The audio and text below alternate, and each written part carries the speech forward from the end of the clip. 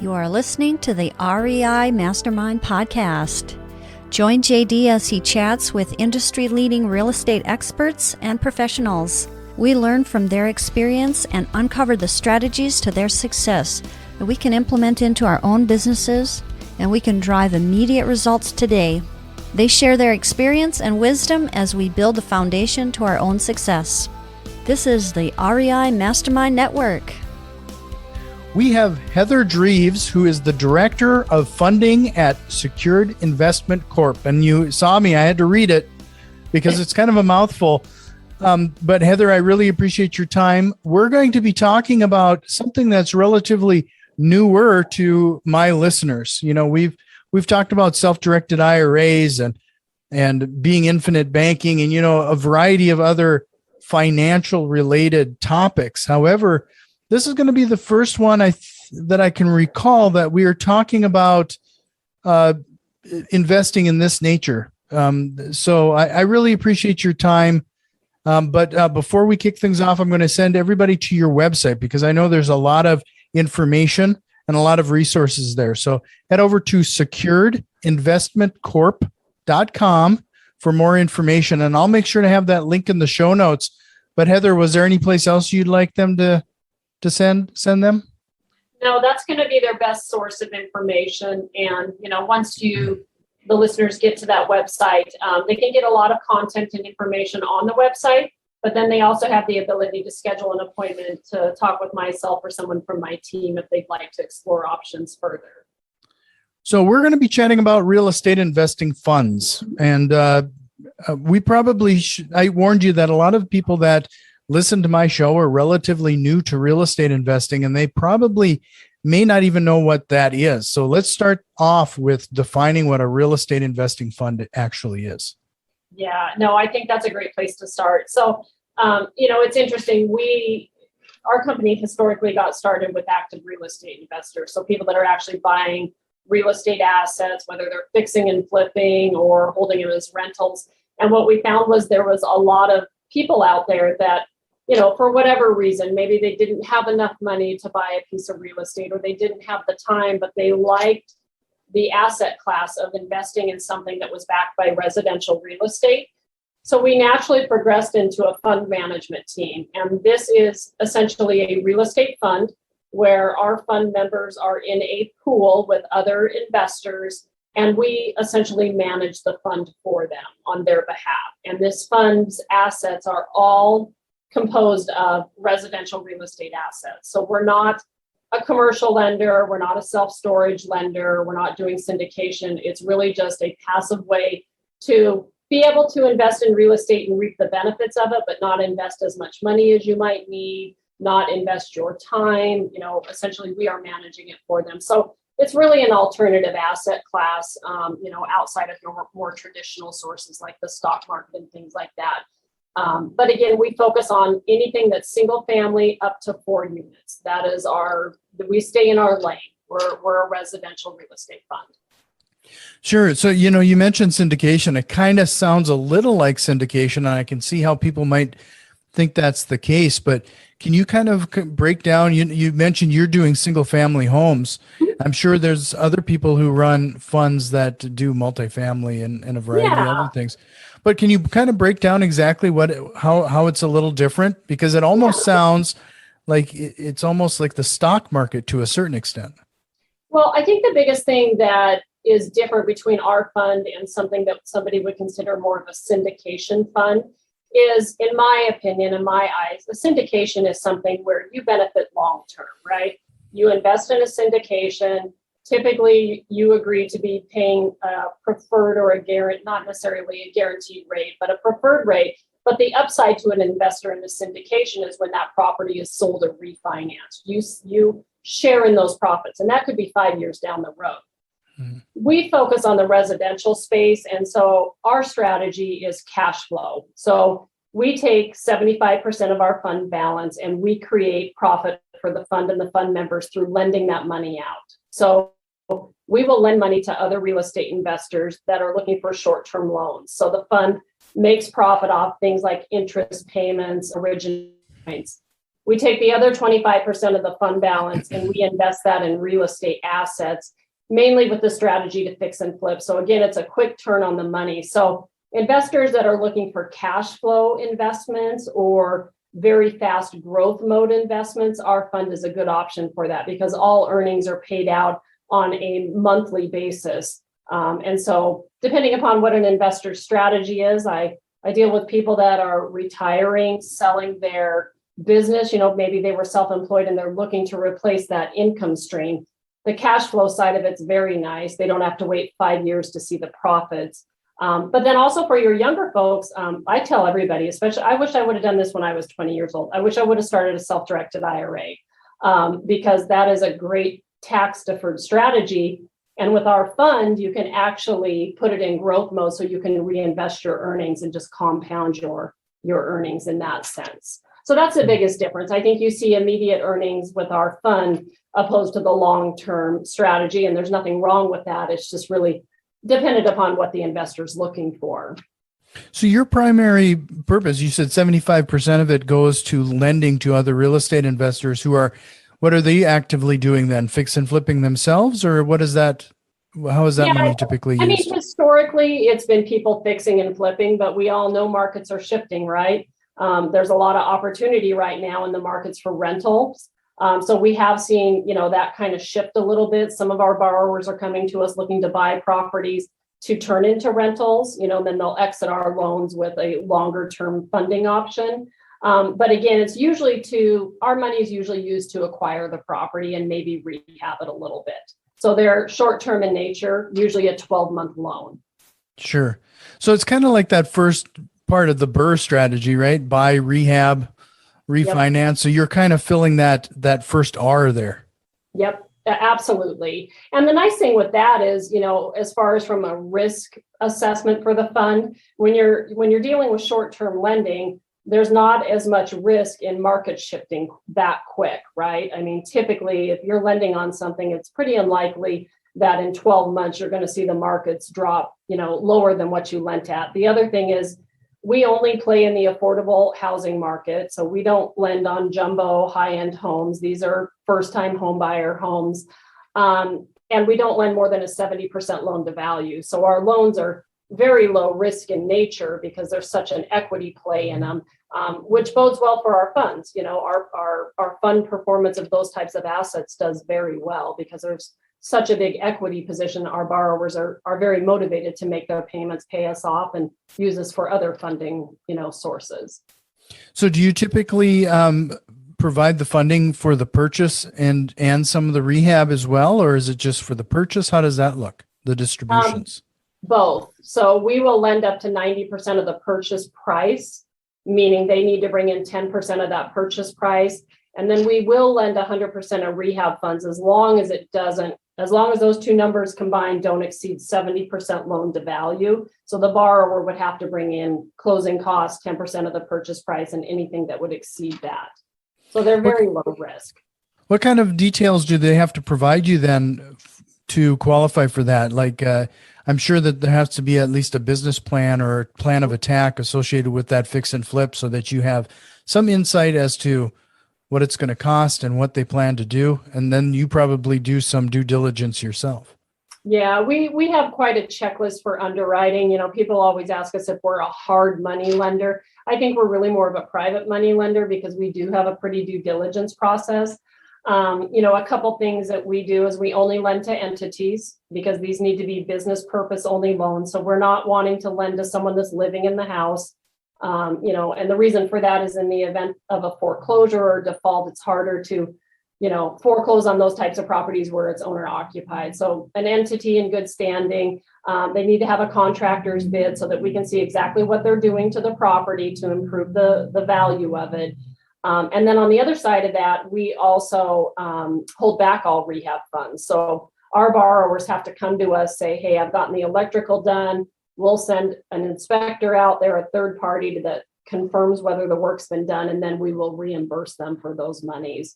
But outside of that, the strengths of the borrower are important to us. I mean, we want to make sure they're, in good standing with their credit. They can but we want to know that if there's been any issues, those have been resolved. They need to be filing their taxes and then providing financial bank statements, to show us that they can service the debt, and actually complete the rehab if need be. So I tell people it's logic-based lending. Does the deal make sense? Is the value in the property, in the event that we have to take it back? And are we putting this borrower in a good position where they're going to be successful, finish the project, make themselves some money, and the goal is that they come back and borrow from us again. So it needs to be a win on both sides. Sure. Are you limited to the area in the country that you're in then to provide these type of resources? We are probably in every state but 4 states. So we're just about nationwide, but there are a handful of them, Nevada being one of them. We're not lending in Nevada. There's 4 of them that we are not in. Sure. But for the most part, nationwide. Okay. Well, if you want to see if this is a good fit for you on the investment side, or maybe even the lending side, maybe head over to securedinvestmentcorp.com. And it does lead me to my next question on the Secured Investment Corp. You're pretty blunt in the name of your company. What other ways is the investment secured? Well, so when people invest in the fund, and I think, the lending aspect of it that I just spoke about is really the active real estate investors. But for those folks that are, on this podcast and they're not necessarily wanting to, jump in with both feet and take down a property, there's opportunity to invest in our funds. And we have a fund that's pretty unique because it's open to everybody. Most real estate funds historically have been only open to high net worth accredited investors, which we have a fund like that. We've had it for 10 years, but we felt like we were doing a huge disservice to all of our clients and the general public that want to invest and create wealth for themselves, but couldn't do that because of the SEC rules. So we now have a real estate fund where they can invest as little as $1,000 and just get started there. That fund is great for old 401k accounts that people haven't rolled over. Get those with a self-directed custodian, get that money working for you. And I have a lot of people that'll say, I've only got, $3,000. How could I possibly get started? You can get started. That's how you create wealth. You have to start somewhere. And so that fund is a great option for that. Average yields on that fund are 8 to 10% annualized. I don't know if you pulled the savings accounts earnings recently, but I was terrified last week when I pulled a list of that at how many savings accounts are earning less than 1%. So 8 to 10 on small balances is a great opportunity. So that's how our fund is secured. All those loans that we originate, the fund owns. We don't own those. We manage it. All those properties that we buy are secured with that fund. And those are all tangible assets. It's not like a stock account that can fluctuate and, may dip lower than what the value was that you bought it at. These are tangible assets. Again, they're all residential real estate. And people can invest with as little as $1,000. So it's a great opportunity and a very secured fund. Yeah, that's interesting. So how liquid is that if somebody needed to access that? So that's a really good question. The tie-up period is a year. So when people invest into the fund, they need to commit to staying in for 12 months, and then they can start to divest out after that. So it's fairly liquid. We're turning that money all the time. There's short-term notes. The real estate is being purchased and sold quickly. So it's fairly liquid, but they do have to commit to 12 months. Sure. So let's talk about the history of this. I typically start these type of questions off early in the conversation, but it kind of fits naturally here. Like, how long has your company been in business, and how did you find this niche? Yeah, so we actually as a company got started as a real estate education company. So the other side of our company puts on events and we teach people how to buy and sell real estate, really. So we were an education company that started over 20 years ago. And what we found was this was amazing. People were finding great deals, but there was a lack of funding for it, which naturally progressed into our private lending side of it.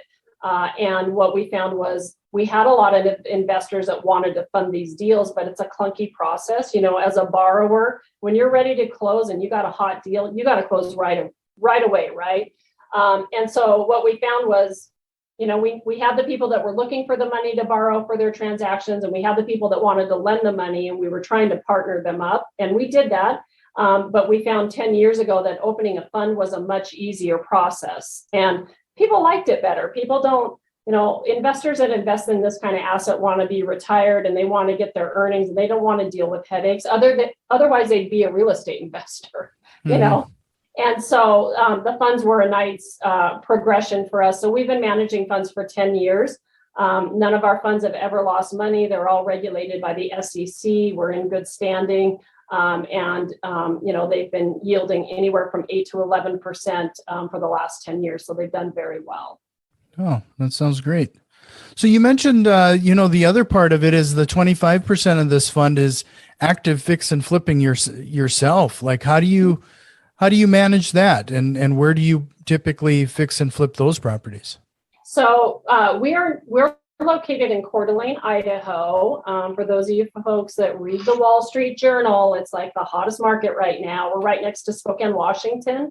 And so we only actively buy those types of real estate assets in our local market. We have a acquisition team that goes out and finds those deals for us. We have our own contracting crew. We're a licensed and bonded contractor. And so again, we only focus on real estate assets locally in our market. So Coeur d'Alene, Idaho, specifically in Spokane, Washington, is where we concentrate on those types of assets because we're not interested in rehabbing a house 9 states over. That's not what we teach our clients to do, and it's not what we practice as fund managers. So those are all local assets. Why did you make that decision to split it up like that, that you're doing some of this work yourself and then helping other investors?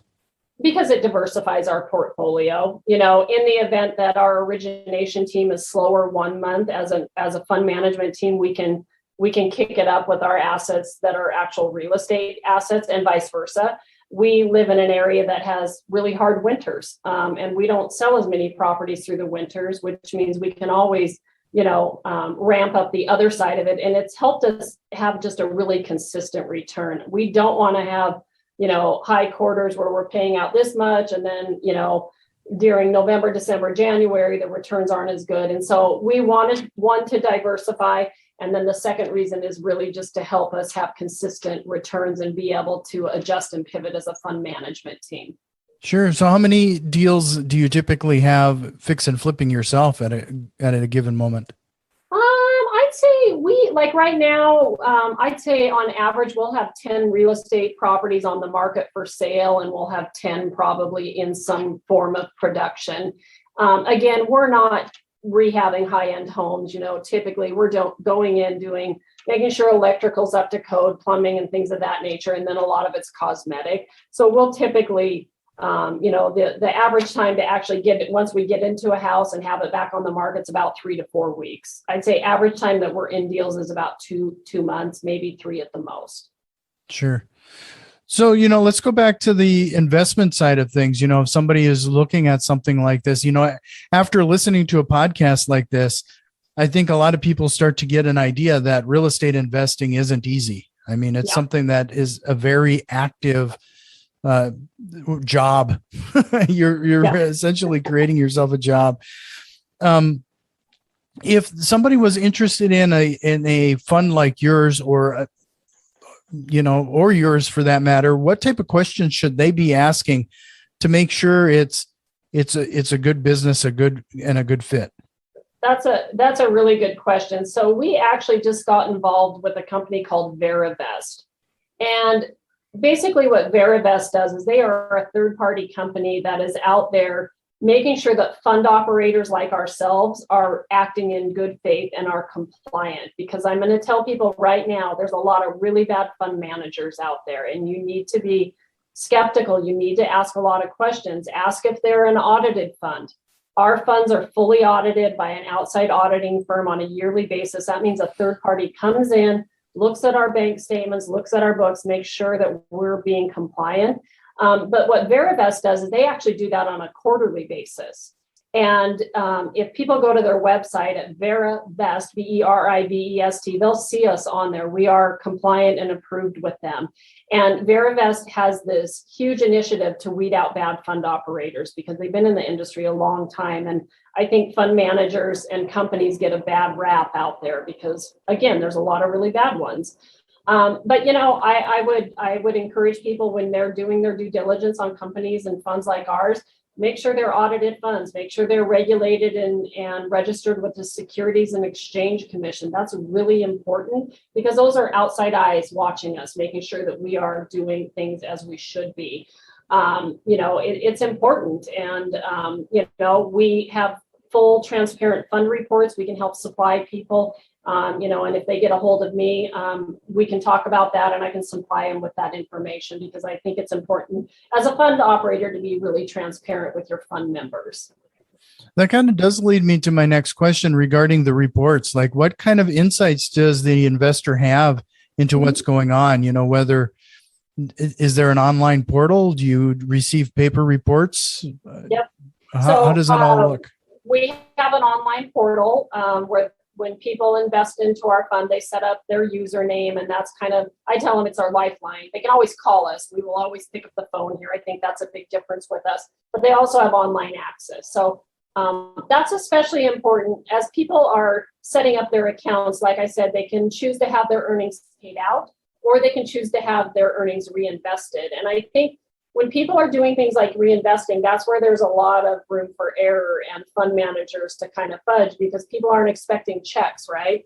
So your online platform is where you can see those earnings being rolled back into your account. You can see exactly what your yield was on a monthly basis. Obviously, if you're getting checks, you see those checks coming to you or your IRA custodian. But yes, it's all online. We actually have to file our reports with the Securities and Exchange every quarter. So those are public information, and that's all of our financials. It's all on the SEC's website. And then we send out quarterly information to our fund members, just keeping them, privileged of what's going on, what we see in the marketplace, what our activity was like the quarter before. So we're really transparent with all of that. Sure. So, talking about transparency, do you typically have people even coming and checking out like some of your personal fix and flipping and those type of activities there? Yeah, we love when our fund members or any client for that matter comes and stops by our office. A lot of our projects are located around where we physically have our corporate office. But yeah, people are always open to, and we're open to them, coming and look at those, and we encourage that. And a lot of our clients do come into town. I just had a couple last week stop by unannounced, and I think they purposely did it, and we loved it. We want to show them around, and we want to introduce them to the faces that they talk to on the phone when they have questions about their accounts and things like that. So we do encourage that. Absolutely. So, you have a lot of moving parts going on here. How do you keep track of it? How big is your staff? So we have about 100 employees. There are 3 fund managers. I am one, and then there are 2 others. Our CFO is our second fund manager, and then our third fund manager is our CEO. I have a team that works with me that raises capital. So that's a team of 4 of us. We have a full accounting team. These funds require a lot of accounting responsibility. So we have a accounting department where a portion of them are dedicated to the funds. We have an underwriting staff. We also service all those loans. So all those loans that we originate, we actually collect all the payments. So we have a servicing department of 4 individuals. We have a legal and compliance team. Yeah, we're pretty robust. And then we meet multiple times a week as a team on different things, whether it's with our property team, our property acquisitions, we meet once a week on that. We meet with our servicing department on any problem accounts on a bi-weekly basis. We meet with our origination team twice a week for any deals that are of question that maybe the underwriter has questions about. So we're in very close quarters, and we all work very closely together as a team. It takes a tribe to manage these funds. Yeah, I bet. And to that extent, I mean, you kind of have an extension of your team when you lend that money out. Like, how involved do you sometimes have to get with some of these people who are trying to fix and flip, for example, with the money you lend? That's actually a funny question because we just had a meeting about that today. So we meet on a bi-weekly basis on what we call our draw team. So these are the people where the borrowers will call them up, say, hey, we're ready for our draw.